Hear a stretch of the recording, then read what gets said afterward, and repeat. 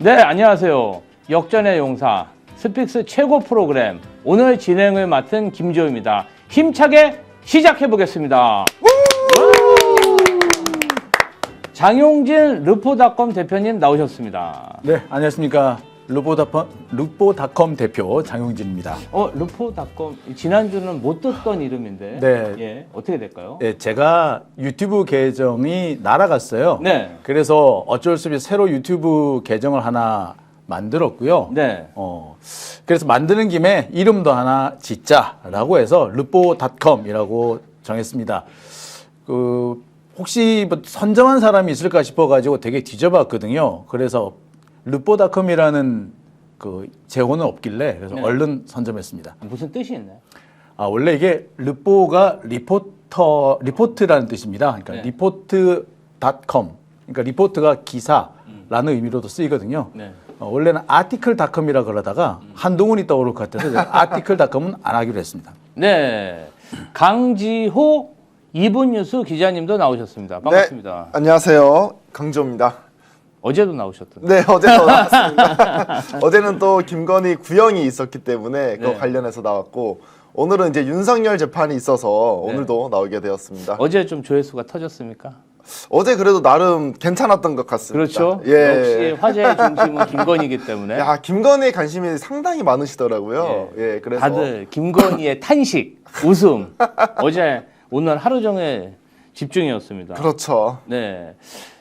오늘 스픽스에서 다룰 첫 번째 주제를 말씀드리기 전에 역전의 용사들은 노영희 변호사님이 지금 진행을 하게 돼 있는데 오늘 폭설이 내려가지고 차량 상황이 좀 좋지 않습니다. 그래서 장용진 기자님도 대표님도 굉장히 가양대교를 뛰어서 오시고 그래서 조금 있다가 패널로 노영희 변호사님은 합류할 예정입니다. 첫 번째 주제 문상호 왜 민간인 노성함 명령을 받았을까? 네, 강조 기자님.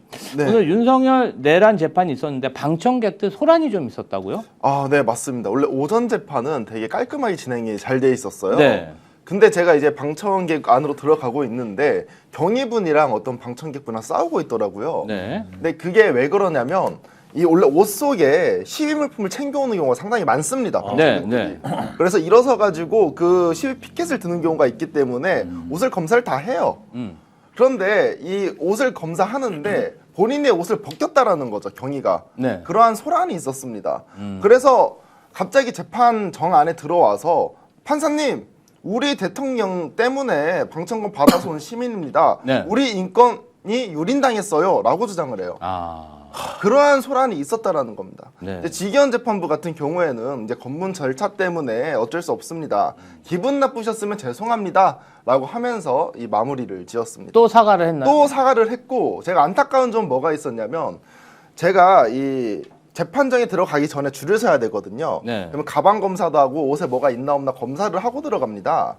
위협 물품을 들고 갈 수도 있기 때문에 거기서 경위가 뭐라고 얘기하냐면 아니 지금 재판부에서 뭐 피켓이나 이런 걸 가지고 들어가면 감치하기로 했다. 그렇기 네. 때문에 오늘은 조금 더 강하게 검사를 하겠습니다라고 이미 말을 했거든요. 네. 그래서 저는 지기현 재판부가 이렇게 소란이 있으면 감치 명령을 내릴 줄 알았어요. 네. 근데 사과로 마무리 짓더라고요. 근데 장용진 기자님, 사실은 국회도 그렇고 네. 이런 소지품들은 다 확인을 하게 돼 있는데 평소 법원과 재판정에서는 이럴 경우 어떻게 처리를 합니까? 그러니까 보통 법원에 이제 법정에 들어가기 전에 네. 검색대를 통과하거든요. 그렇죠. 그러니까 검색대 통과하고 난 다음에 법정에는 따로 이제 검색 절차가 없습니다. 하지만 지금 같은 경우에는 여러 가지 논란이 있을 수 있기 때문에 법정 앞에서 다시 한번 이제 검색을 하는데 여기에서 이제 논란이 생긴 것 같아요. 이거는 글쎄 이게 법정 안에 들어오는 거는 아무래도 이제 그 권한 자체가 이 재판부한테 그 권한이 있습니다. 따라서 재판부가 검색을 명하면 할 수 있고요. 또 기본적으로 인신 수색이나 인신 구속 같은 경우는 기본적으로 판사가 결정하면 가능하게 돼 있어요. 네. 따라서 법정에 들어오는 사람한테 이 수색을 한다고 해서 이게 인권 침해가 된다든지 법 위반 소지는 처음부터 없는 겁니다. 판사가 지시한 거잖아요. 근데 이거를 가지고 문제 삼는다. 이거는 제가 볼 때 일부러 시비를 걸기 위해서 소동을 일으키기 위해서 하는 게 아닌가. 지금 윤석열이나 김용현 쪽 재판 방청을 하시는 분들은 일부러 소동을 일으키기 위해서 사소한 것 하나까지 다 꼬투리를 잡는 그런 경향이 있는데 오늘도 아마 그런 게 있지 않을까 생각이 듭니다. 네. 오늘 네. 윤석열 씨가 김건희의 15년 구형을 들었을 텐데 좀 심기가 어땠을까 궁금해하는 시청자분들이 많습니다. 윤석열 표정이 어땠습니까? 제가 딱 들어올 때만 봤거든요. 네. 아니 윤석열 표정이 바뀌질 않더라고요. 그 평소와 똑같았습니다. 똑같았어요. 근데 저는 이게 의미가 더 크다고 봐요. 본인의 사랑하는 아내가 15년 구형을 받았는데 아무런 표정을 안 짓는 사람, 이거 사이코패스 아닙니까? 그래서 우리 윤석열 씨가 김건희에 대한 사랑이 약간 식지 않았나. 그럴 수는 있죠. 이런 생각이 듭니다. 본인은 종신형인데 그렇죠. 김건희만 밖으로 나가면 그렇죠 억울하지 않습니까? 억울하죠. 예. 근데 김건희는 지금부터 시작이거든요. 네. 그러니까 15개, 16개 혐의 중에서 이번에 3개만 형이 나온 겁니다. 나머지 13개는 지금도 남아있거든요. 네. 그러니까 앞으로 계속해서 조금씩 추가가 될 거기 때문에 결국에는 종신형, 그러니까 무기징역에 준하지 않겠냐 싶네요. 지금 오늘 사실은 윤석열 재판의 핵심 증인은 문상호 사령관이 나왔는데요. 그 싱크를 잠깐 보시고 다시 진행하도록 하겠습니다. 점이 있을 수 있다는 생각은 아예 하지를 못했던 것입니까? 잠깐은 했었습니다. 이거 선관위에 우리가 들어갈 상황이 뭐가 있지? 근데 황당하긴 하지만 야, 그러면 뭐 계엄 같은 거 아니야? 어이가 없었습니다. 혹시 그런 생각하고 있는 거 아니야? 망상 아니야 이거? 이런 생각을 했었습니다. 그런 생각이 있으셨으면 노상원과 통화도 여러 차례 하셨는데 네. 노상원에게 혹시 계엄 이야기를 물어보진 않으셨습니까?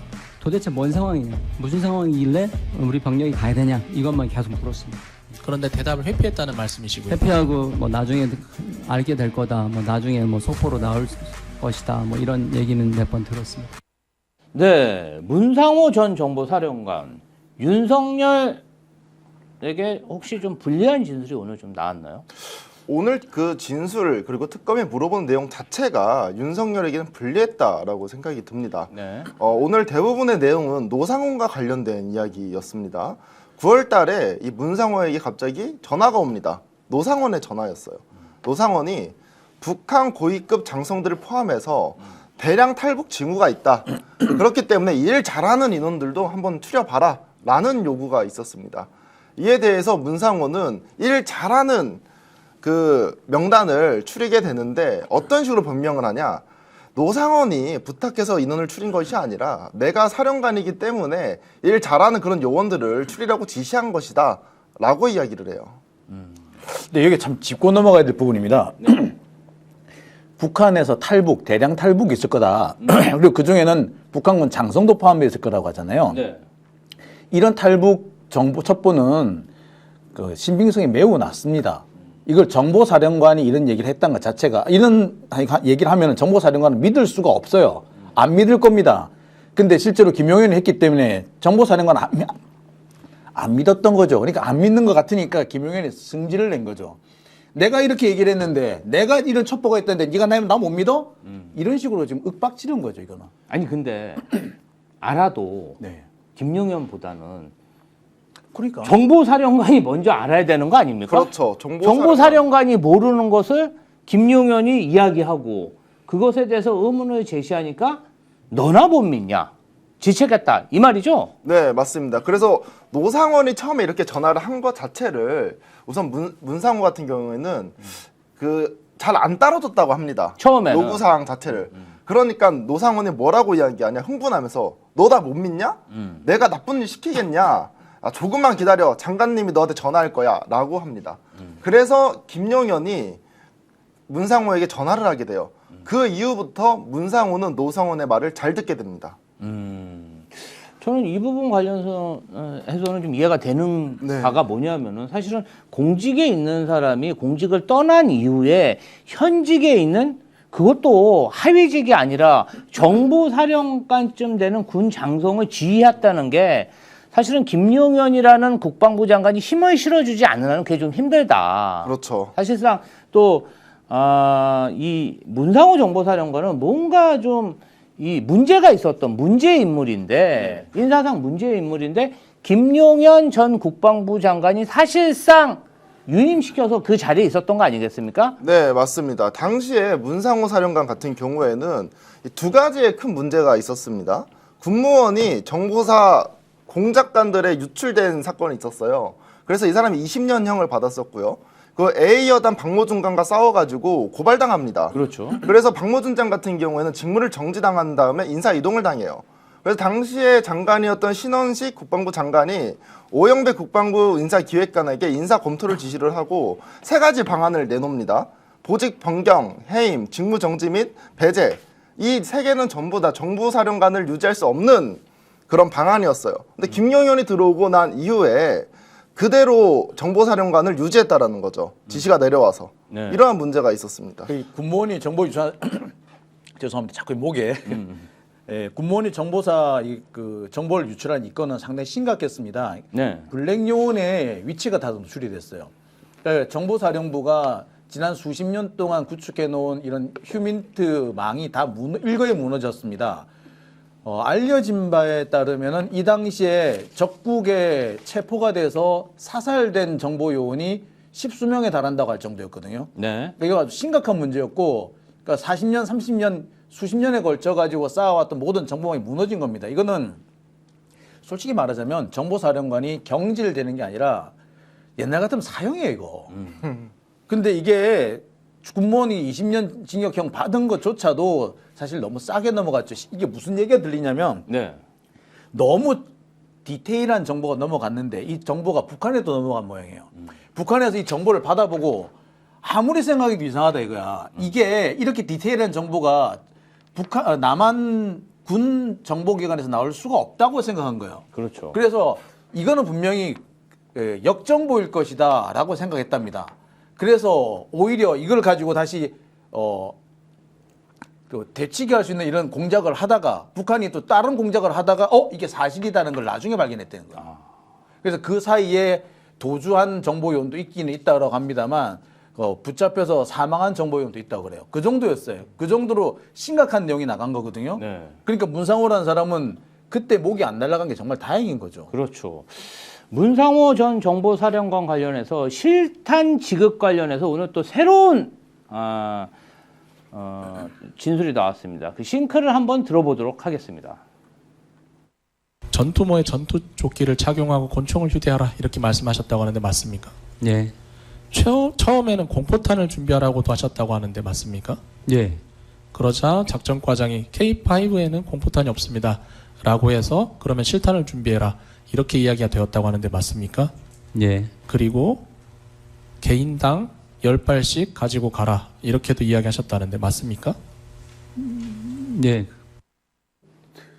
아니 근데 지금 성관이 출동하는데 공포탄도 없이 실탄으로 저 갔다는 저 발언이 너무 경악스러운. 너무 경악스럽죠. 처음에는 원래 공포탄을 챙기려고 했다고 합니다. 근데 K5가 뭐냐면 권총이에요. 권총이죠. 근데 이 권총은 공포탄이 없어가지고 실탄 10발을 가져가는데 탄을 5발 나눠서 가져가기로 했다고 합니다. 네. 그래서 이 실탄을 가지고 이제 성관이로 도착한 게 된 거죠. 네.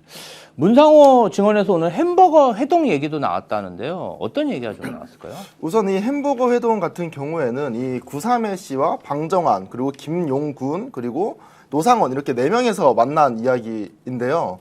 우선 이 원래 구삼해와 방정환은 원래 수사단장으로 원래 예정되어 있었습니다. 네. 하지만 노상원 같은 경우에는 일반인이잖아요. 민간인입니다. 근데 실질적으로 계엄이 일어나면 수사단장을 맡을 사람이 바로 노상원이었기 때문에 특히 구삼해 같은 경우에는 A 여단이라고 표현을 하더라고요. A 여단에서 대기만 하고 이름을 빌려주는 그런 호수아비 역할을 했다라는 진술이 나왔습니다. 네.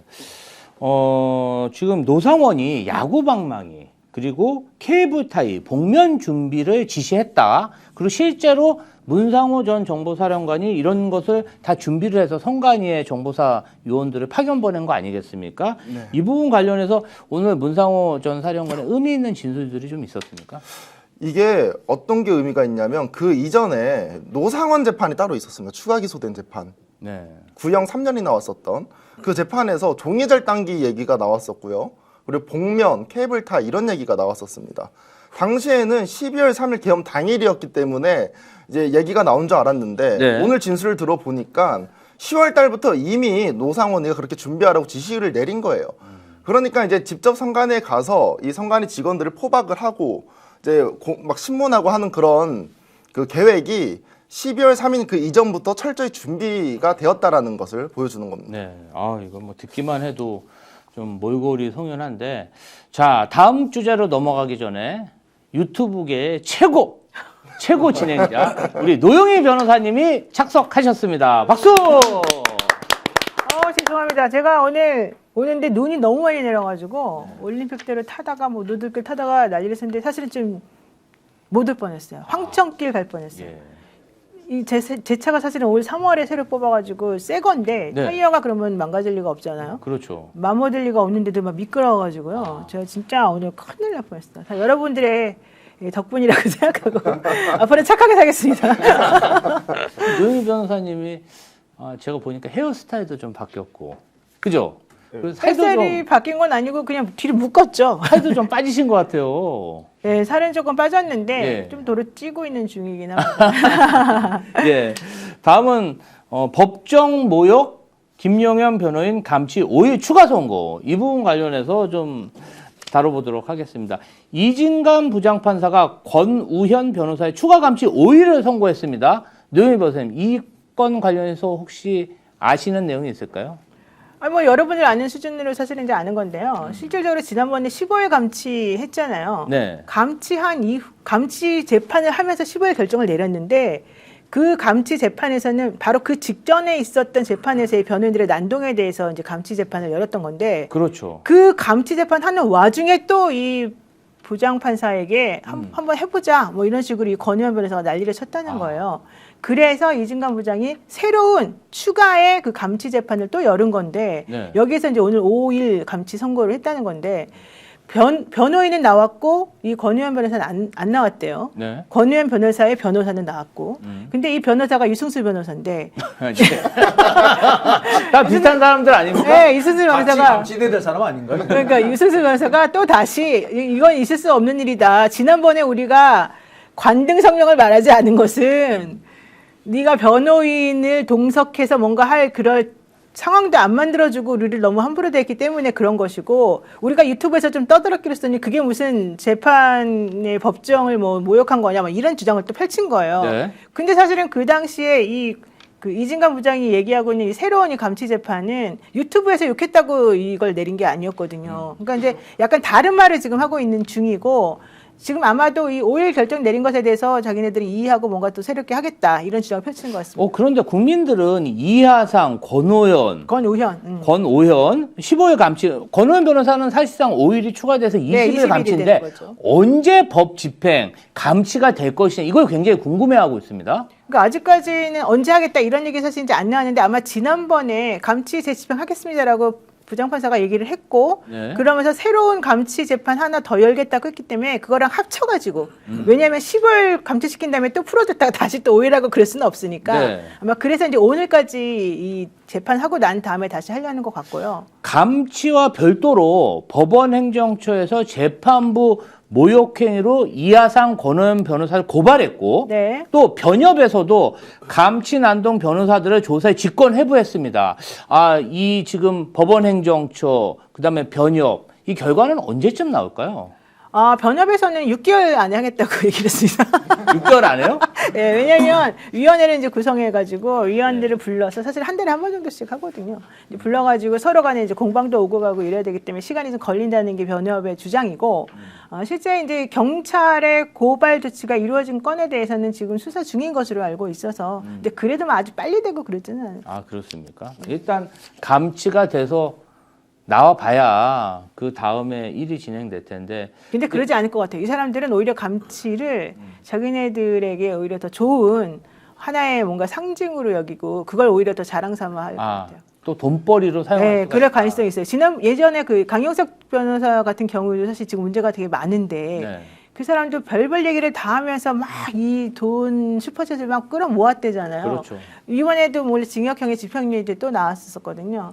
근데 그 사람들은 오히려 그렇게 하는 거를 더 좋아하기도 한다. 이런 얘기들을 하더라고요. 아, 본인이 탄압받고 네. 변호사 자격이 정지돼도 그 극우 지지층을 지지하는 정치인으로 거듭나고 그렇죠. 슈퍼챗이나 후원금을 받을 수 있기 때문에 계산해 보면 남는 장사죠. 해보다는 득이 크다. 근데 나는 그게 뭐가 남는 장사인지 모르겠어요. 변호사가 되려고 그렇게 열심히 노력을 했던 사람들 아니에요?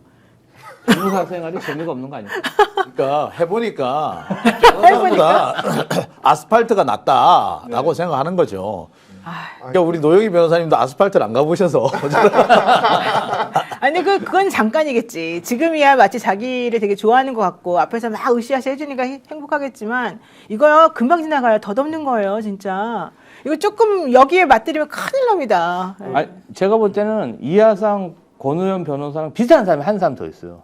윤석열이 그러죠. 대통령 자리보다는 내가 감옥에 있을 때 마음이 더 편안하고 건강해졌다. 그렇죠. 예. 사실 건강해지긴 했지. 술을 안 먹고. 근데 확실히 제가 윤석열 정말 많이 보잖아요. 오늘도 보고 왔거든요. 건강은 훨씬 좋아 그치. 보입니다. 예, 얼굴도 훨씬. 빛이 더 얼굴에서 빛이 나요. 술 안 마시고. 투명해졌다니까요. 투명해졌어요. 진짜. 그러니까 시술 받을 필요가 없는 거예요. 윤석열은. 눈도 잘 보이는 것 같던데요? 원래 그 초기에 술 많이 마셨을 때는 재판장에서 항상 졸았어요. 네. 눈 감고 있었단 말이에요. 요즘에 졸지를 않아요. 아, 그래요? 청명해졌어 사람이. 그래서 투명해져. 그래서 윤석열 씨는 계속 감옥에 있는 것이 우리 국민에게도 좋고 본인에게도 좋다라는 말씀을 드리고 싶습니다. 네. 아 근데 진짜 이 뉴스 아셔요? 그 요즘 변호사들이 좀 약간 미친 것 같아. 내가 봤을 때는 이거 미안한 말인데 오늘 충남 공주경찰서에서 실제 모 로펌 강남구 소재 모 로펌에서 파트너 변호사로 근무하고 있는 네. A 씨. 네. 그러면 거의 나랑 똑같네. 강남구 소재 무슨 법무법인. 근데 그 사람을 모욕 등의 혐의로 불구속 송치했대요. 그 변호사를. 왜 그러냐? 네. 윤석열 씨에 대해서 누군가가 이제 비판 글을 올렸나 봐요. 그 사람하고 싸우다가. 변호사들이 정말 난리 부르스를 치고 있고요. 그리고 또 그것도 아십니까? 재소자가 자기 주가 조작 선수다 나 300억 대의 재산을 가지고 있다. 네. 이렇게 뻥치는 그런 재소자가 있었거든요. 그 재소자한테 속아서 결혼한 여자 변호사도 있어요. 진짜요. 아니, 속아서 결혼한 변호사가 있다고요? 예. 근데 그 변호사만 그런 게 아니고 미안한데 그런 종류의 속아서 결혼한 재소자와 결혼한 변호사가 또 있었어요. 아, 그래요? 그래서 되게 유명한 연애 프로그램에 나와가지고 나 옛날에 그런 일도 있었다 이런 얘기 스스로도 하기도 했는데 약간 저도 본 기억이 나요. 알죠. 본 기억이 나요. 예. 그 여자 변호사는 그 사람하고 이제 결혼했다가 이제 금방 또 이렇게 하고 다시 또 돌싱 특집에 나오셨던 것 같아요. 예, 그래서 자기 돌돌싱이다 뭐 이런 얘기를 했었었는데 요즘 약간 변호사들이 좀 허당이고 좀 이상해졌다 이런 얘기를 하더라고요. 일단 전 좀 미안합니다, 네, 그래서. 제가 학창 시절 다닐 때 검사, 판사, 변호사는 좀 선망의 그렇죠. 직업이었고 사실은 모두가 좀 이렇게 존경하는 그런 직업이었는데 이게 어떻게 이렇게까지 요새 됐을까요? 제가 들은 취재된 것 중에 하나가 보이스피싱 사범들이 전문적으로 법조인들을 대상으로 보이스피싱하는 사람도 있을 정도라고 합니다. 아, 그렇습니까? 오히려 더 법조인들이 더 허술해요. 잘 넘어간대요. 아, 잘 넘어가요? 네. 이제 일정한 포인트가 있는데 그 포인트만 잘 속이면 오히려 더 잘 넘어간답니다. 예. 그러니까 자신들이 가지고 있는 어떤 지식이라든지 이런 게 있잖아요. 근데 그 부분에 저촉이 안 되면은 확 믿는 거죠. 그러니까 보통의 사람들은 중간중간 계속 의심을 한 번씩은 하는데 오히려 법조인들이 특히 이제 변호사들은 또 괜찮은데 판사님들이 그렇게 잘 넘어갑니다. 판사들. 근데 어쨌든 조희대 사법부의 그 법원 행정처의 이 액션이 너무 느린 게 아닌가? 이렇게 지탄하시는 분들이 많아요. 사실은 지금 법원이 내란 재판이 공개됨으로 인해서 또 이진관 판사가 새로 투입됨으로 인해서 이상이 불거진 거지. 6개월 전부터 계속해서 이 판사들도 그랬고 방청객도 그랬고 정말 이 재판을 지연시키기 위해서 수단 방법을 가리지 않고 사법부를 모욕했는데 왜 조희대 사법부는 이렇게 가만히 있었냐? 내란 수계를 방치하고 이 오만불손한 변호인들을 방치했을까? 이것에 대한 국민적 의혹에 대해서는 어떻게 생각하십니까? 저는 이게 중계재판의 힘이 상당히 크다라고 봅니다. 너무 잘했어요. 왜 그러냐면 중계재판이 이루어지기 전까지는 그 단순히 이제 지기현이 뭐 시간이냐 날짜냐 이거에 대한 공방밖에 사실은 없었어요. 없었어요. 근데 이제 중계재판이 딱 하고 나니까 지기현의 태도를 보니까 화가 너무 나는 거야. 그렇죠. 아니 자범재판도 아니고 내란재판인데 어떻게 소송지휘를 그렇게 장난처럼 할 수 있냐. 뭐 레크레이션 강사라는 이야기도 나오고 있잖아요. 이제 그렇다 보니 지금 재판관들도 국민들의 이 눈치를 보고 있는 상황인 것 같고 특히나 이제 지기현 같은 경우에는 지금 압수수색도 당했습니다. 네. 그 이후부터 태도가 더 한 번 바뀌었었는데요. 그렇기 때문에 이 변호인들의 말도 안 되는 그런 주장이라든지 시간 끌기 전략 그리고 방청객에서 난동 피는 것들을 제대로 이제 소송 지휘를 하고 있는 것이 아닌가라는 생각이 듭니다. 근데 어쨌든 제가 봤을 때는 처음에는 이제 같은 편이라고 생각해서 조금 놔뒀던 거 아닌가 이런 의심이 솔직히 조금 들었거든요.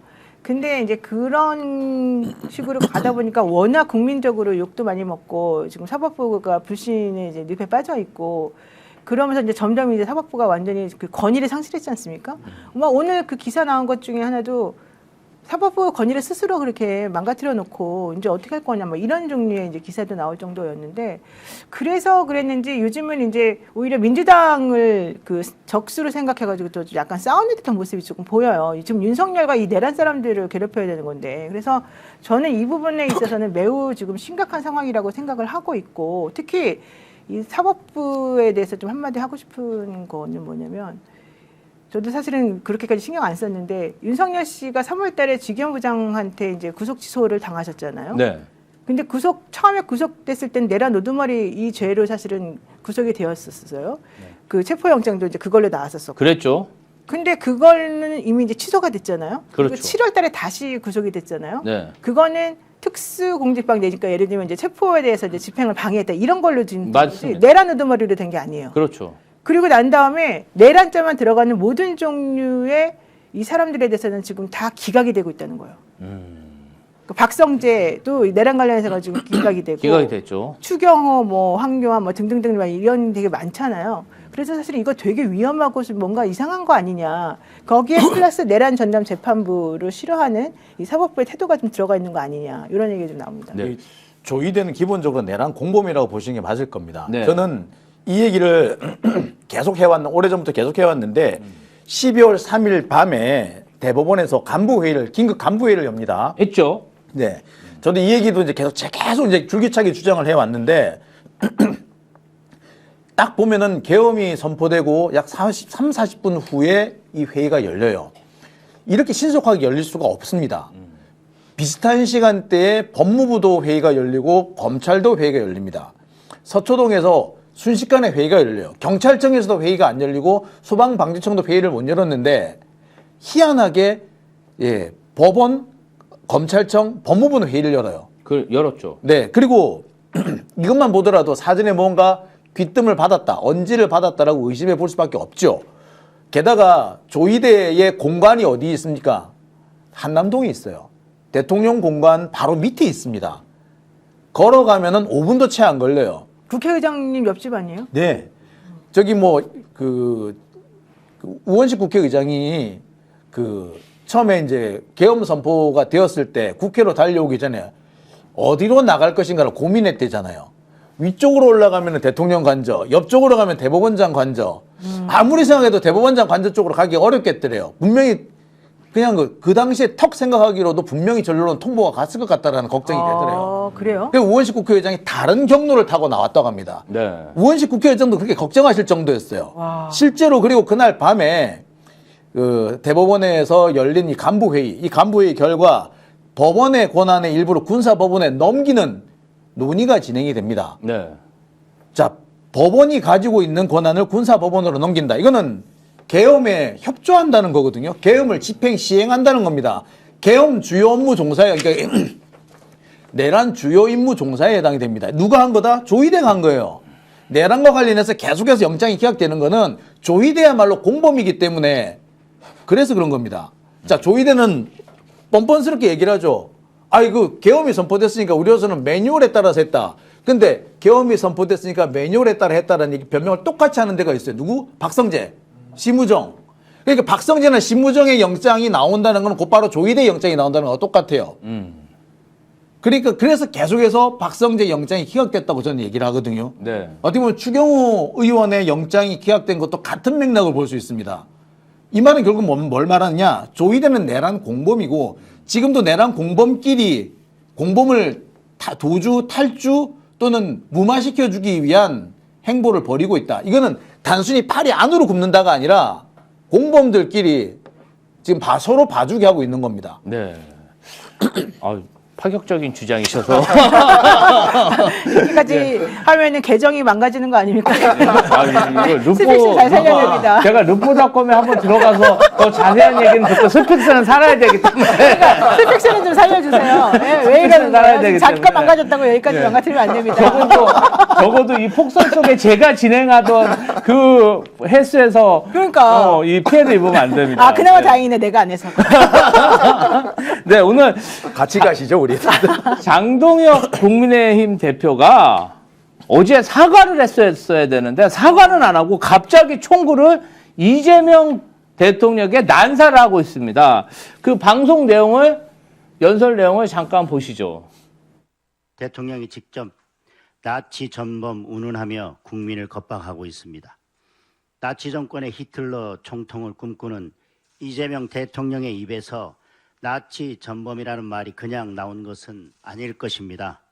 국민과 전쟁을 벌이겠다는 것입니다. 이 정권이 내란몰이에 올인하는 이유는 분명합니다. 할 줄 아는 다른 것이 없기 때문입니다.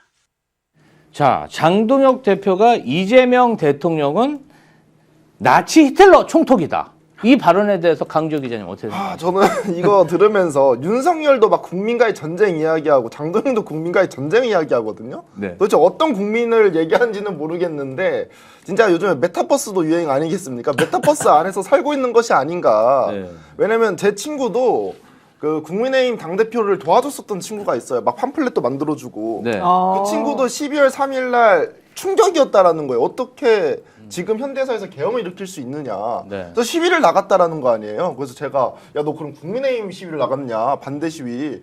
아니라는 거예요. 진보진영 시위를 나갔다라는 거예요. 네. 당대표를 도와줬던 친구가 저희 나이대 주변 친구들이 국민의힘을 지지할 수는 있습니다. 하지만 계엄을 지지하고 윤석열을 지지하는 사람은 제가 단 한 명도 본 적이 없어요. 네. 그러니까 아직까지도 장동혁 대표는 현실을 부정하고 있는 것이 아니냐 이런 생각이 듭니다. 아니 지금 이재명 정부가 국민의힘 의원들을 탄압하고 있다는 주장인 것 같은데 아니 정말 이재명 정부와 이재명 정부의 수사기관들이 국민의힘을 탄압할 정도의 그런 공권력을 발휘하고 있다고 생각하십니까? 아이, 그건 말도 안 되는 소리고, 제가 보기엔 지금 장동혁 체제가 무너지기 일보 직전이에요. 국민의힘에서 지금 장동혁에 대해서 당신 그렇게 하면 안 된다라고 하고 있는 소장파 의원들이 지금 많고, 그렇죠. 25명이나 있던 어제 재창당 수준의 뭔가 보여주지 않으면은 우리도 가만히 있지 않겠다 이런 얘기를 했잖아요. 네. 그래서 지금 얘기를 들어보니까 이 전계환 대표도 얘기를 했지만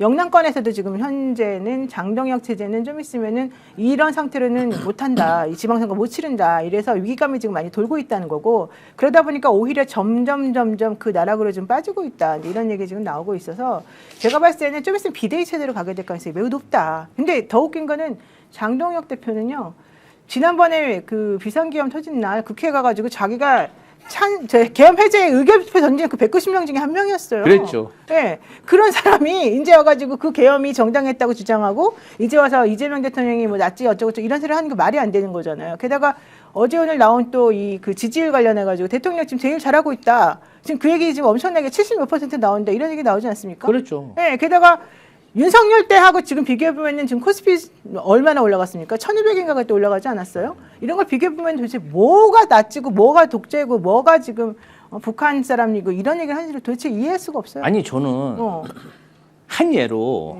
윤석열 정권 때였으면 윤석열이 민주당이었다 쳐요.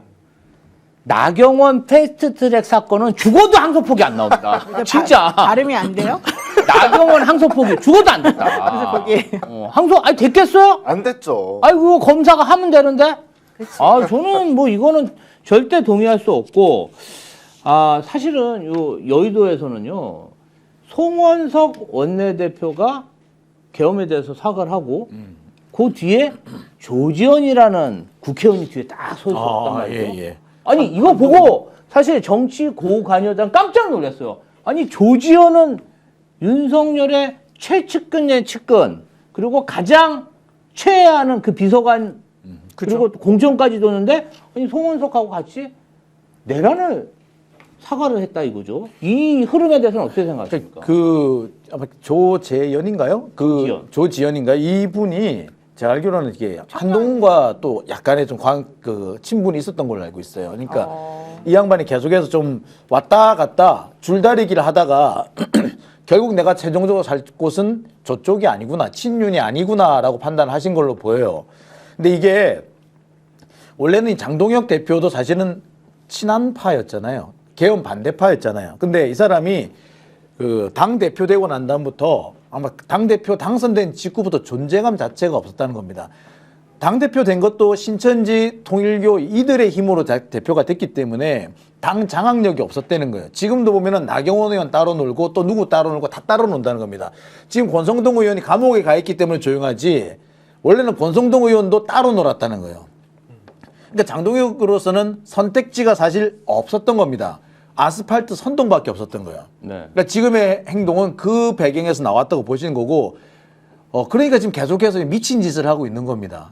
그러니까 사실 쿠데타를 저지른 놈이 히틀러지 쿠데타 막은 사람이 히틀러는 아니잖아요. 근데 히틀러조차도 자기가 이제 독일 바이마르 공화국 때 야당하면서 맨날 그 힌덴부르크 대통령을 독재자라고 욕을 했었어요. 똑같아요 지금. 아니 그 일각에서는 그래서 친윤 중진들이 주진우나 김재섭 이런 초선 의원들 전투력 있는 초선 의원들을 비상대책위원장으로 앉혀야 되지 않냐. 장동혁 그래야죠, 의원은 사실은. 도저히 지방선거를 임할 수가 없다. 이런 얘기들을 하고 있는데 앞으로 전망 어떻게 보십니까? 아니 저는 솔직히 지금 그렇게 가고 있는 분위기가 확실히 느껴진다는 거고요. 조지현 의원 같은 경우도 지금 청년 정치인 아니겠습니까? 그렇죠. 게다가 사실 그 사람은 이번에 큰일 날 뻔했어요. 추경호 원내대표하고 사실 그때 당시에 그 의총장으로 가라, 당사로 가라 이거 할 때 사실은 그 옆에 탁 달라붙어 있어가지고 이 사람 되게 위험하다 이제 이런 얘기까지 나오던 사람이었거든요. 그랬는데 이번에 추경호 이렇게 되고 물론 당연히 이제 불구속은 됐습니다만 기소는 당연한 거 아니겠습니까? 네. 그러다 보니까 이제 본인도 앞으로 살 길을 찾는 것으로 지금 보이고 그렇다라고 한다면 지금 소정파들의 움직임이 심상치가 않거든요. 그리고 사실은 수많은 이 국민의힘을 사랑하는 수많은 당원이나 좀 정상적인 사고 가진 사람들은 이런 식으로 가다가는 큰일 난다는 거 전부 다 말이 동하고 있기 때문에 저는 제가 봤을 때는 좀 기다려보면은 한 달 안에 아마 정리될 것 같아요. 국민의힘의 또 다른 이슈인 추경호 전 원내대표의 구속영장 기각. 우리 강지호 기자님 납득이 되십니까? 당연히 납득이 안 가죠. 왜 그러냐면 저는 당시에 이 재판정에 있었거든요. 네. 3시부터 기자들이 엄청나게 많이 모여 있었어요. 추경호 한번 사진 찍어보려고. 근데 저는 사실은 이제 여러 가지의 이제 판단에 의해 가지고 추경호는 기각될 것 같다라고 말씀하신 분들 많았었는데 속으로는 그래도 추경호인데 요즘에 내용들이 상당히 많이 나오지 않았습니까? 추경호에 대해 가지고. 윤석열과의 전화통화라든지 한덕수의 전화통화 이런 것들이 밝혀지면서 그래도 당연히 구속이 될 줄 알았는데 기각이 되어가지고 매우 심정이 좋지 못합니다. 네. 우리 노영희 변호사님 네. 추경호 구속영장 기각 어떻게 보십니까? 아니 그거 또 뻔한 얘기를 물어봐요. 짜증나게. 아니 여기에 내가 딱 오니까 정말 진행 잘하시는구나 이렇게 생각했고 여기 댓글에도 짱짱입니다. 이래서 내가 좀 좋아했는데 갑자기 이렇게 시간이 흐를수록 뭔가 지금 미천이 나오는 것 같아. 분량을 만들어 드려야 되니까 전문성을 보여주세요. 아니 근데 솔직히 말해가지고 추경호 전 원내대표에 대한 영장 기각에 대해서는 사실 많은 분들이 동의를 못하고 있고 이해를 못하고 있는 건데 그 내란죄만 나오면 지금 정말 뭔가 이렇게 법원 사람들이 본인들도 마치 같은 생각인 것처럼 혹은 공범인 것처럼 행동을 같이 해서 좀 이상합니다. 근데 어쨌든 많은 변호사들이나 이런 분들도 이건 조금 이상하다. 왜냐하면 이제 물론 법리상 다툼이 있다. 이제 이러고 불구속 상태에서 재판받아야 된다. 뭐 이거는 뭐 충분히 뭐 그럴 수 있는 얘기긴 합니다만 내란이라고 하는 것 자체를 인정을 지금 안 하고 있는 이런 상황을 우리가 어떻게 인정하겠습니까? 제가 봤을 때는 복붙으로 지금 전부 다 이 영장 기각 그 사유를 다 하고 있는 거 아닌가 생각이 들어요. 저는 이제 추경호가 풀려나는데 많은 국민의힘 의원들이 저 구치소 앞에서 환호하고 축하하는 모습을 보면서 아니 어떻게 저자들은 부끄러움이 없나.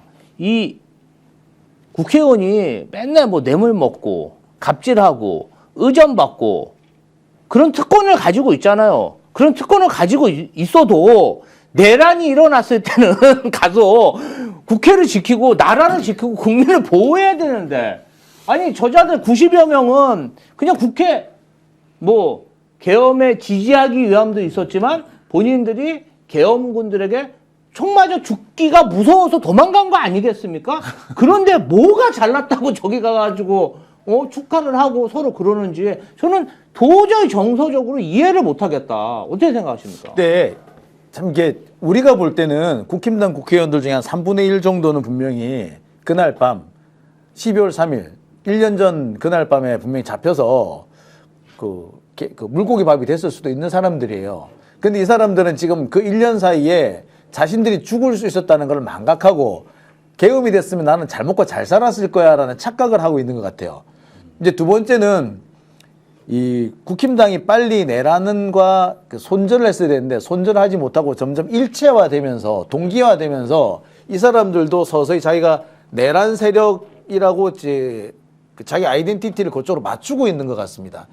이제는 자기가 그때 자칫하면 죽을 수 있었다는 생각은 이제 잊어버리고 자기도 내란 세력의 일부라고 보는 것 같아요. 그러니까 윤석열에 대한 공격은 나에 대한 공격이고 윤석열이 죽으면 나도 죽는다고 생각하는 것 같습니다. 실은 윤석열이 죽어야 지가 사는데 이건 이제 뭐 심각한 자기 분열 증상이다. 아니 잠깐만 더 충격적인 거 있어요. MBC 뉴스데스크에서 12월 3일 날 나온 기사잖아요. 아시죠?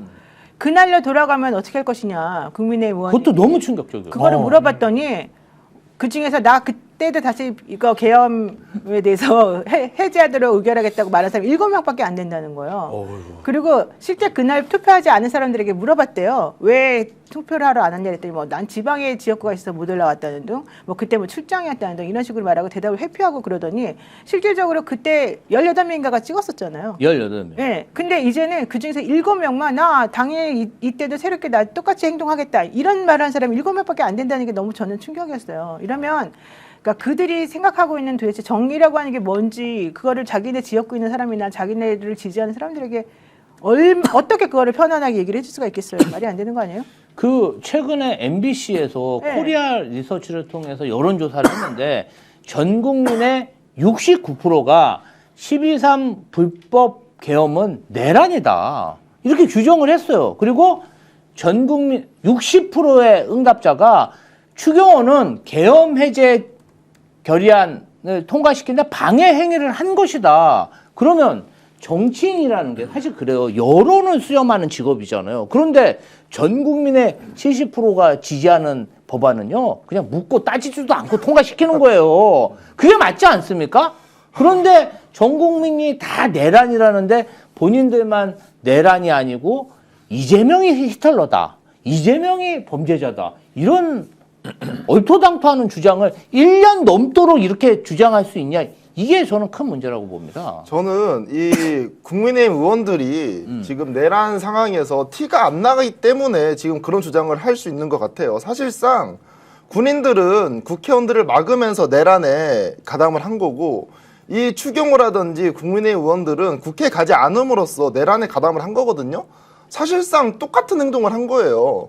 그렇기 때문에 저는 그 국민의힘 의원들 투표 안 한 사람들은 그 내란 주요 임무 종사자로 처벌을 받아야 된다고 생각이 들고 저는 이 사람들이 공직자가 그냥 멋있어서 하는 건가라는 생각이 듭니다. 예를 들면 국회의원이 되면 얼마나 이 지켜 세워줘요. 그렇죠. 그리고 한마디 떵떵거리면서 하잖아요. 내가 국회의원이 네가 뭐냐 이러면서 VIP죠. 그 완전 VIP니까 그 멋있어서 하고 있는 것이 아니냐. 저는 공직자라는 것은 준다고 하더라도 부담스러워서 안 해야 되는 자리가 돼야 되는 것 같습니다. 국민 입장에서 봤었을 때는. 근데 그러한 신념이라든지 부담감은 전혀 없고 본인들의 그 권력만 이 사익만 챙기고 있는 것이 아니냐. 이런 생각이 들어요. 이 와중에 나동현님께 감사하다고 말해주세요. 슈퍼챗을 쏘셨거든요. 감사합니다. 그런 건 우리 그런 거 노영희 잘해. 변호사님이 네. 콕 집어서 이야기해 주시고 그런 거는 꼭 인사를 드려야 됩니다. 우리 김주호 대변인께서 이렇게 국힘당 국회의원들이 내란이 정당했다라는 이상한 생각을 하고 있다. 도대체 이해가 어떻게 안 이해가 안 간다라고 말씀하시잖아요. 어떻게 이럴 수 있느냐. 근데 제가 이런 생각을 하는 애들이 또 있더라고요. 검사들이 그래요. 그렇죠. 네, 검사들 현직 얘기는 제가 못 들어보고 이제 퇴직하신 분들 얘기를 들었는데 이분들 얘기가 그래요. 저랑 얘기를 하면서도 막 윤석열이 내란 잘못했고 계엄 잘못했지 그러면서도 그런데 민주당이 사사건건 발목을 잡아서 계엄한 거 아니야? 이렇게 나오는 얘기하는 거야. 저랑 얘기를 하면서도. 그러니까 자기들끼리 모였을 때는 무슨 얘기를 하는지 볼 수가 없죠. 근데 얘기를 은근히 들어보면은 내란 그러니까 계엄이 정당했다는 식으로 생각을 하고 있는 것 같아요. 그러니까 이게 단순히 그 개인의 그 생각만 그런 게 아니라 그 전직 검사들 뭐 퇴직한 지 10년 지나신 분들도 마찬가지, 작년에 퇴직하신 분들도 마찬가지, 내란을 정당했다라고 생각하는 거. 이런 생각을 이 검사들이 그대로 하고 있는 거예요. 결국 뒤집어 놓고 얘기하면은 지금 국힘당의 이 사상의 뿌리는 정치 검사들한테 있다.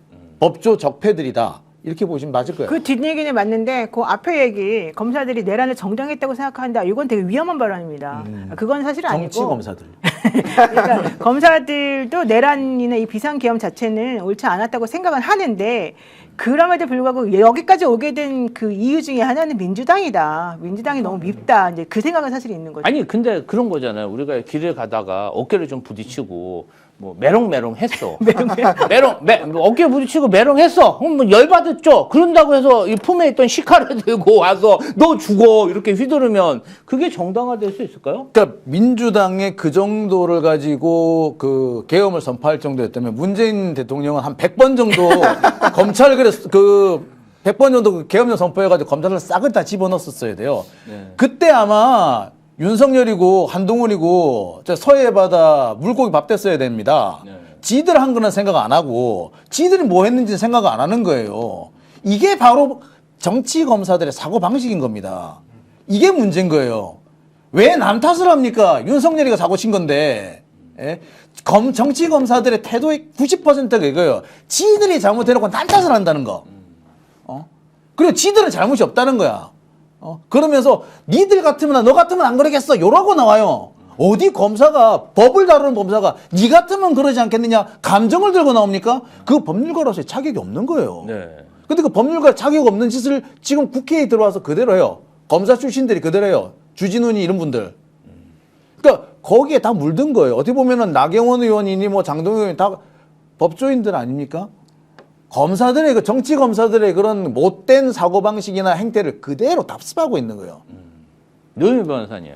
네. 많은 정치 전문가들이 이번 추경호 전 원내대표의 구속영장 기각이 어쩌면 국민의힘의 재앙적 결과로 다가올 것이다. 저도 사실은 너네 정말 그렇게 살고 싶으면 계속 그렇게 살아라. 그런 마음이 좀 있어요. 사실 그 말이 맞는 게 예. 예를 들면 검사들이 처음에 윤석열이가 대통령 됐을 때 기뻐했을까요? 안 기뻐했을까요? 안 기뻐한 사람들이 더 많았어요. 그렇습니까? 왜냐하면 윤석열 성격을 알기 때문에 윤석열은 딱 자기가 좋아하는 자기 식구라고 생각하는 사람들만 감싸고 돌고 실질적으로 이제 약간 이렇게 과시하고 이런 것만 잘하지 실제 능력이 없다라고 생각하는 사람들이 되게 많았기 때문에 저 사람 저렇게 해가지고 저 높은 자리까지 갑자기 슉 올라가가지고 완전히 눈에 보이는 게 없을 것이다. 오히려 저 사람 때문에 우리 검찰이 망가질 것이다라고 걱정하는 사람들이 되게 많았었거든요. 네. 근데 현재 지금 그 윤석열이가 집권한 이후에 정치 검찰들의 한 행동을 보게 되면 딱 그 모습 그대로 갔다가 결국은 검찰권 몽땅 다 뺏기고 여기까지 오게 된 거잖아요. 아까 뭐 이제 우리 장현진 기자가 뭐 민주당 어쩌고 얘기했지만 솔직히 민주당이 욕하기도 하지만 현실적으로는 이게 전부 다 윤석열 때문이다라고 생각하는 그런 사람들도 되게 많거든요. 그러니까 네. 마찬가지로 이게 지금 겉으로 봤을 때는 마치 이게 자기네들한테 기쁜 일이고 좋은 일인 거 이렇게 생각이 들겠지만 뒤집어 놓고 보면은 오히려 국민들에게 훨씬 더 그 악감정을 만들고 악감정을 갖게 만들고 이 대한민국을 믿을 수 없다라고 이제 생각하게 만들기 때문에 오히려 더 안 좋다라고 생각하는 그 말씀이죠. 그 노영희 변호사님 말씀하신 저런 내용을 누가 했냐면 그때 여완섭 검사장이 공개적으로 한 네, 적이 맞아요. 있어요. 네. 뉴스공장 나와서 그 말씀을 하셨거든요. 그때 뭐라 얘기했느냐? 윤석열이 대통령이 됐기 때문에 앞으로 윤석열 정권과 검찰이 동일시 될 거다. 근데 이거는 그렇죠. 분명히 재앙적인 결과가 나올 건데 이게 왜 재앙적 결과가 되느냐? 다음번에 검찰 개혁 얘기가 나올 때는 검찰 존립 자체가 문제가 될 거다. 그랬죠. 이게 진짜 오래된 것도 아니고요. 딱 내란 2년 전에 나온 얘기예요. 여한석 검사장이 윤석열 정권 출범하고 난 다음에 6개월쯤 있다가 퇴직을 했거든요. 옷을 벗어버렸죠. 예. 딱 그때 내란 일어나기 딱 2년 전에 얘기를 한 거예요, 그 양반이. 그러니까 2년 만에 이게 그대로 맞아 떨어진 거죠. 근데 당시 여한석 검사장 말에 동의하는 검사들이 그렇게 적진 않았어요. 그러니까 이들은 이제 적어도 정치 검사들은 아닌 거죠. 항상 제가 맨날 말하지만 검찰은 그 당시 세파였다니까요.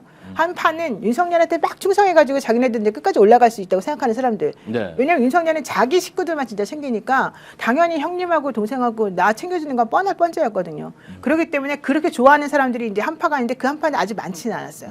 근데 이제 왜냐면 찐유는 그렇게 많지 않으니까. 그렇죠. 윤석열이 사람 잘 안 믿어요. 근데 어쨌든 그 파가 있었었고 대다수의 나머지 파들은 사실은 처음에 조금 찔끔찔끔 여기에 기웃거리기도 했어. 윤석열이가 좀 내가 조금 행동을 달리하면 뭔가 좀 승진도 시켜주고 할까봐. 근데 그게 안 먹혀. 그래가지고 이 사람들이 그냥 모르겠다 그리고 포기하고 이제 난 내일이나 하자 이렇게 간 사람들이 이제 있었었고 나머지 사람들은 이제 적대적 감정을 가진 사람들이 많았었어요. 그렇죠. 예, 그래서 그 세파가 항상 있었었는데 결과론적으로는 그 세파 중에서 찐윤으로서 이제 그 권세와 부귀를 누렸던 그 사람들이 지금 완전히 망가졌고 내가 왜 윤석열이랑 친하게 지냈을까? 내가 왜 이렇게 어리석은 행동했을까? 이런 생각하는 거죠. 게다가 이렇게 빨리 망가질 줄은 몰랐다는 게 그들의 공통적인 말이에요. 네. 12.3 비상계엄이 1년이 지났는데 국민의힘과 검찰 그리고 사법부도 끝없는 퇴행과 낭떠러지로 곤두박질 치고 있는 게 아닌가 그런 생각이 들고요.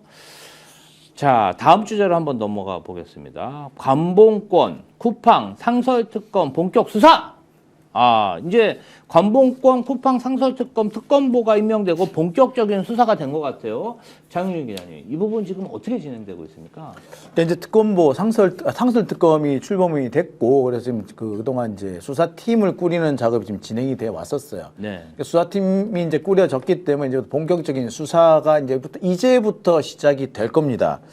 이게 또 이제 얼마 안 가요. 이렇게 상설 특검은 상설 특검법에 의해서 한 거기 때문에 일단 수사 기간은 60일 정도밖에 안 됩니다. 길어져야지 이제 석 달 정도 할 수 있는 거니까요. 아마 좀 빨리 진행이 돼야 될 겁니다. 근데 지금 좀 걱정스러운 거는 이 관봉권 특검도 그렇고 이 쿠팡 특검도 그렇고 이 두 가지 주제가 모두 우리 사회의 어떤 카르텔, 기득권 카르텔과 연관이 됐기 때문에 수사가 어떻게 보면 사안은 되게 간단한데 네. 간단하지만 쉽게 풀리지 않을 수 있습니다. 이 관봉권이라는 것 자체가 이게 검찰의 잘못이잖아요.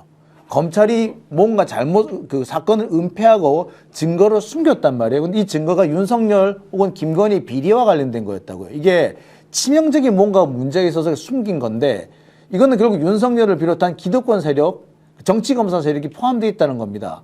그러니까 이 카르텔이나 비밀의 그 침묵의 카르텔 깰 수 있을 거냐, 그런 정도의 수사를 과연 발휘할 거냐, 이 부분에 잠깐 좀 의문이 있고요. 쿠팡 같은 것만 해도 보시죠. 자, 쿠팡 지금 특검이 기업을 상대로 특검이 돌아가요. 근데 이 특검이 돌아가는데 또 사고 치잖아요. 그러면서도 사과 한마디 안 하잖아요. 이거는 뭘 의미하느냐면 믿는 구석이 많다는 걸 의미해요. 근데 쿠팡만 해도 전직 검사들이 즐비합니다. 전직 기자들도 즐비해요. 경찰 출신도 많아요. 이번에 또 새로 뽑았어요. 그러니까 검찰, 경찰, 기자들이 즐비한 거예요. 그럼 이게 무슨 말이냐? 검사는 수사 막아줘. 경찰도 수사 막아줘. 검사는 전직 기자는 기사 막아줘. 전직들이 다 막아주는데 무서울 게 없는 거죠. 그리고 이들 전직 검사나 전직 기자들 역시 정치권 안에 있는 전직 검사나 전직 기자들과 다 네트워크가 될 거 아닙니까? 그러니까 정치권에서도 얼마든지 막을 수 있다라고 보는 거예요. 쿠팡 정말 놀라울 정도예요. 이 사람들은요, 대한민국을 우습게 생각하는 사람들입니다. 그러지 않고서 이런 일이 있을 수가 없어요. 자, 우리가 잠깐 잊어먹고 있는데 지난 여름에는요, 쿠팡에서 일하시던 노동자들이 숨졌어요. 선풍기, 처음에는 선풍기도 안 틀어주다가 나중에 선풍기를 틀었는데 그것도 제대로 안 트는 바람에 돌아가신 분이 계셨다고요. 그게 몇 달 전이에요. 그런데 이게 또 문제가 생기지 않습니까? 이게 이 게이트 이게 쿠팡 게이트도 이거는 우리나라의 기득권 게이트다. 근데 사실 저는 쿠팡 조금 좀 네. 아리까리한 부분이 있는데요. 이제 관본권 띠지 폐기 의혹하고 쿠팡 그 퇴직금 불기소 외압 의혹을 지금 이 상설특검에서 한다는 거잖아요. 그렇죠. 그래서 이제 안건섭 특검팀에 이제 특별검사부 2명이 임명이 된 거잖아요. 그 중에 한 명이 이제 김기욱 변호사하고 하면 건도영 변호사인데, 건도영 변호사가 법무법인 LKB 평산의 파트너 변호사예요. LKB 평산은 LKB와 평산이 합쳐진 회사예요. 근데 이 LKB하고 평산이 합쳐졌는데 이 안에 수원에서 이재명 대통령을 막 괴롭히면서 막 엄청나게 윤석열 정권에서 미친 듯이 충성하면서 수사 열심히 했던 그 사람들이 또 막 들어가 있어요. 무슨 말인지 못 알아듣고 있죠 지금. 아이고. 그러니까 무슨 얘기냐면 그 사람들이 여기에서 이때는 이렇게 공격하고 있다가 또 이제 약간 신분을 바꿔가지고 또 이쪽에 와가지고 또 지금 이렇게 행동하는 그런 사람들이 있는 가능성이 솔직히 나는 있어 보인다. 그래서 아직까지 뭐 그들이 이제 사실 뭐 나쁘게 할 것이라 이런 것보다는 좀 조심하고 우리가 계속해서 좀 신경을 써야 된다. 이 말을 제가 좀 꼭 개인적으로 하고 싶어요. 아, 쿠팡 수사 외압 의혹 같은 경우는 사실은 어미준 지검장이 입을 열어야 되는데, 어미준 지검장 뭔가 강제 수사가 들어가면 증거 같은 걸 확보할 가능성이 좀 있을까요? 우선 뭐 그러지 않을까요? 제가 이 내용에 대해서는 잘 몰라가지고 제가 궁금한 거 하나 근데 여쭤보고 싶은 게 있었습니다. 사실 이제 쿠팡이나 SKT 같은 경우는 사실 유출된 이후에 거의 아나무인으로 배째라 형식으로 했었거든요. 네. 근데 한번 해볼 거면 해봐. 너네가 어쩔 건데 이런 느낌이 강했습니다. 근데 가진 금을 보면 막 10억 단위 정도밖에 안 되더라고요. 제가 확인을 해보니까. 근데 이게 처벌이나 이런 것들이 워낙 약하기 때문에 이렇게 아나무인으로 나오는 것이 아니냐. 그래서 제가 궁금한 거는 미국처럼 막 1조라든지 막 5천억이라든지 이렇게 가진 금을 때릴 수는 없는가. 이거에 대해서 좀 궁금하거든요. 징벌적 손해배상. 그건 지금 아직까지는 뭐 여기에 지금 적용될 수 있는 건 아니고 쿠팡이 이렇게 나오는 거는 하나밖에 없어요. 니네들의 시스템 자체가 이미 우리들에게 이미 종속되어 있어. 실제 이런 문제가 터진다고 하더라도 니네들이 탈퇴를 못 할 거야. 그 생각인 거예요. 왜냐면 이 사람들이 약관이나 이런 데 보면요. 탈퇴할 수 있는 그 방식이 좀 쉬워야지 사람들이 또 탈퇴하잖아요. 근데 탈퇴하는 그 클릭을 누르려면 그 어디 갔지 막 찾아야 되고 되게 힘들게 돼 있어요. 그래서 오히려 지금 이렇게 엉터리 같이 소비자들을 그 불편하게 만들면서 탈퇴를 못하게 우회적으로 만들어 놓는 거를 한번 확인해 보겠다라고 지금 얘기가 나올 정도고, 또 그거 말고도 실질적으로 더 중요한 거는 이 쿠팡이라고 하는 시스템이 사실 거기서 일하는 그분들에게는 매우 불편하겠지만 우리 대한민국 국민들에게는 이미 너무나 많이 이 물류를 다 꽉 장악하고 있어가지고 여기에서 빠져나와가지고 뭐 하려면 되게 불편한 이 시스템 돼버린 거예요 이미. 그래서 생각보다 많이 탈퇴가 안 되고, 그러니까 이제 한번 해봐라. 니네 해봤자 결국은 우리 품으로 다시 돌아올 수밖에 없어. 이런 생각 갖고 있대요. 제가 오늘 당원으로부터 제보를 받았는데 쿠팡을 가족들이 탈퇴하려고 전화를 하고 통화를 했는데 콜센터에서 연락이 왔답니다. 근데 콜센터가 그냥 어떤 장소에 모여서 하는 콜센터가 아니고 재택콜센터. 다 그래요. 그럼 이 재택콜센터에서 본인의 개인정보나 이런 것들을 가정용 컴퓨터로 보면서 상담을 하더라. 아니 그러면 가정용 다 노출되는 거죠. 컴퓨터로 이렇게 하면 카메라도 찍을 수 있고 스마트폰으로도 접근할 수 있는 거 아니냐. 이제 그런 문제 제기를 하고 그 녹취록을 저한테 보내주셔서 제가 페북에 쿠팡에 그런 개인정보 관련 대규모 사건이 터졌는데 이런 재택 콜센터가 개인정보를 보호할 수 있냐, 이것에 대해서 좀 소명을 해야 되지 않냐, 그런 메시지를 낸 적이 있습니다. 이 쿠팡 문제 굉장히 심각하고요. 뭐 많은 국민들이 사용하기 때문에 앞으로도 조금 기추가 주목됩니다. 다만 제가 좀 아쉬운 부분은 정말 많은 정치권의 인사들, 전직 경찰들, 그다음에 전직 검사들 이런 사람들 이렇게 받아들이고 고액 연봉을 주는데 쿠팡에서 종사하는 근로자들에게는 근로자 인정도 안 하고 노동력을 좀 착취하는 게 아닌가 그런 의혹이 있어서 이번 참여 쿠팡 문제도 잘 해결됐으면 좋겠습니다. 오늘 눈이 오셔가지고 아주 그냥 귀한 눈이 오셔갖고 우리 명사회 우리 노영희 변호사님 늦게 오셔서 제가 얼떨결에 사회를 봤습니다. 너무 잘하셨습니다. 네, 부족한 부분 많이 참작해 주시고 오늘 마무리 멘트를 해야 되는데 제가 마무리 멘트를 잘 생각하지 못했었어요. 그래서 한마디씩 이렇게 해주시고 마무리하는 걸로 그렇게 하겠습니다. 일단 광고를 하셔야 됩니다. 네. 저 보시고 광고 좀 광고 쌀 거야? 예. 더 착한 보험 파트너스 단순 보험 가입만 하는 곳이 아니라 최적의 보험 플랜을 제안해 줍니다.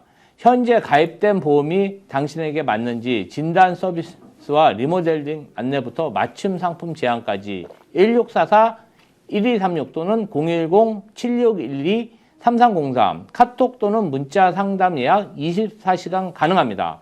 현명한 보험 플랜을 만들어 보세요.